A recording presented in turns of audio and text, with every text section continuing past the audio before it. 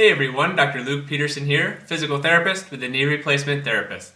In this episode of the Knee to Know Show, we're going to talk about pain management after knee replacement surgery. What are some of the different options out there that you can utilize? So, when we're talking about pain management, the big focus for managing your pain after surgery is on a multi-modal approach. And what is meant by this is using different modes, different methods of managing your pain. So it's not just focusing on the pain medicine, it's not just focusing on the ice, it's using all these different strategies. Some are medication and prescription based, which we'll talk about, but then also non-pharmacological pain management strategies as well. Now before I touch on that, there's also of course the pain management during the surgery itself. So this is the anesthesia. So if you get a general anesthesia or a spinal anesthesia, things of that nature. You could also probably talk about a nerve block, a femoral nerve block. That's kind of a pain relief in the surgery as well as a little bit after the surgery as well. But we're talking about mainly now that you're done with surgery, you're in the rehab and recovery process, and what are the pain management strategies. And I'll talk about kind of all the different categories, and I actually have videos previously, and I'll post the playlist in the top here. But talking about, a little more in detail of the different categories here, but let's go over the big picture. So first thing we want to look at is medication. So you're obviously going to have, in the vast majority of cases, unless it's some reason why your doctor doesn't want you to have prescription pain medicine, you're most likely going to be offered a prescription opioid pain medication.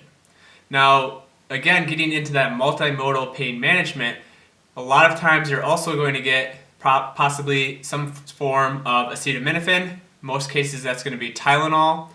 You also may get some non-steroidal anti-inflammatories or NSAIDs. So that could be ibuprofen, that could be Celebrex. And so that's using not just the opioid, not just the heavy prescription pain medicine that obviously we know can have a lot of complications and some risks involved with it, but also utilizing some of these less intense, the acetaminophen and the NSAID as well. Now, moving away from the prescription medicine, there's obviously a lot of non-pharmacological ways that don't involve taking medicine to manage your pain effectively. So this, obviously, probably the biggest one is going to be ice. You've probably heard all sorts of things about icing after knee replacement surgery. There's a lot of stuff out there about helping with managing swelling, managing inflammation, and a lot of research now is coming out that's showing that is ice actually beneficial? Does it actually improve the efficiency or the effectiveness of your recovery? And it's kind of an argument or a discussion right now in the literature.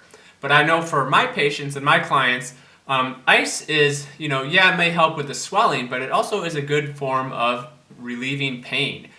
Feeling that ice, feeling that numbing sensation can help decrease pain, help decrease just kind of the agitation of the knee, especially after like a session of physical therapy, for example.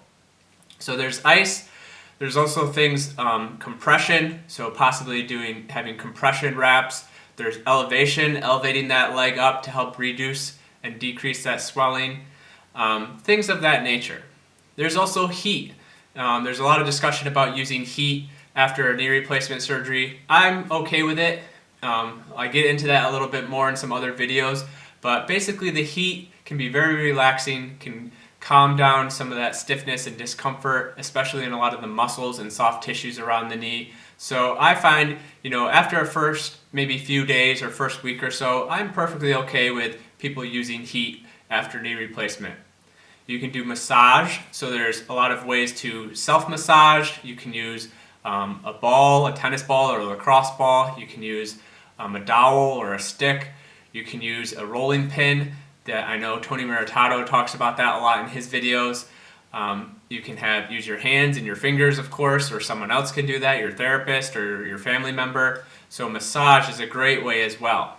And then there's also electrical stimulation, or you may hear it referred to as TENS, T-E-N-S. And again, this is just using electrical stimulation. You kind of have those little handheld units with the wires and very gentle kind of pins and needles sensation around the knee joint to help relieve that pain and discomfort. Now let's get away from kind of the modality type things, and let's talk about things that are going to be better for kind of mindfulness, kind of your mental and emotional strategies to help manage pain after surgery.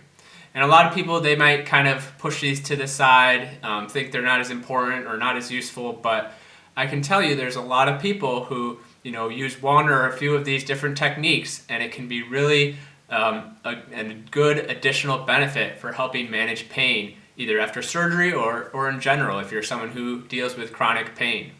So there's mindfulness, and mindfulness is honestly just kind of a general state of being. You can be mindful when you're walking, you can be mindful when you're sitting on your couch. Mindfulness is kind of a state of being, I feel like.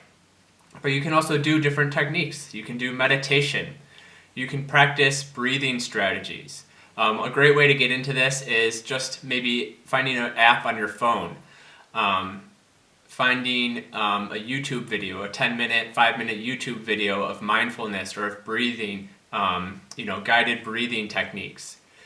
There's also a lot of talk about just general acknowledgement and acceptance of your situation. Understand that you're going through the rehab and recovery, and it's going to be painful and stiff, and you're going to have swelling and a lot of discomfort. But if you stay the course and stay with it, for the vast majority of folks, you're going to get better, you're going to feel better, and you're going to have a lot more mobility and activity tolerance as you progress in your rehab.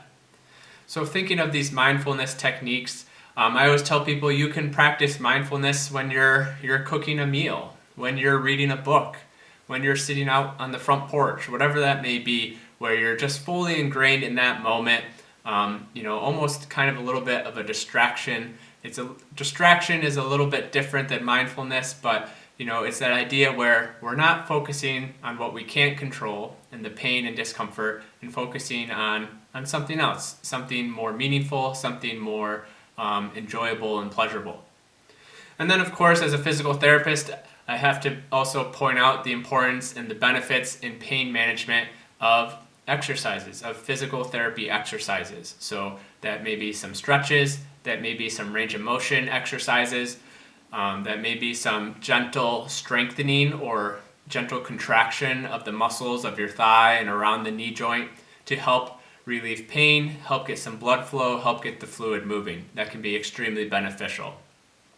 And then I'll just point out the last thing are some things that I don't have a ton of knowledge on, but are also some options out there. Again, kind of good adjuncts, good kind of additions in that multi-modal approach. So there's things like CBD, using CBD oil, or